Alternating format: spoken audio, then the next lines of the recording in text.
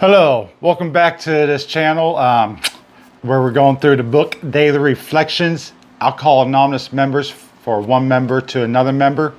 And today's January 6th. And for January 6th, the book says The Victory of Surrender. Granted, surrendering is, you got to be very discerning.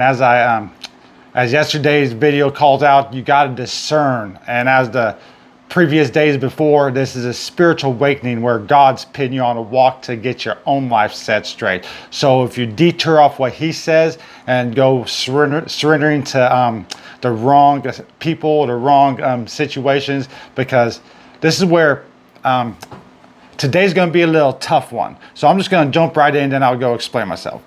Let me see. We perceive that only through utter defeat we are able to take our first steps toward liberation and strength. Our admissions of personal powerlessness finally turn out to firm bedrock upon which happy and purposeful lives may be built. That's 12-step program teaching you the walks and how to live a daily life.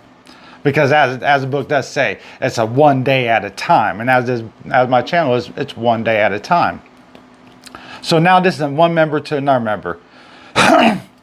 When alcohol influenced every facet of my life, when balls became the symbol of all my self-indulgence and permissiveness, when I came to realize that by myself I could do nothing to overcome the power of alcohol, I realized I had no recourse except surrender.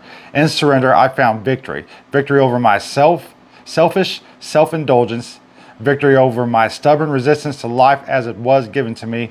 When I stopped fighting anybody or anything, I started on the path of sobriety, serenity, and peace.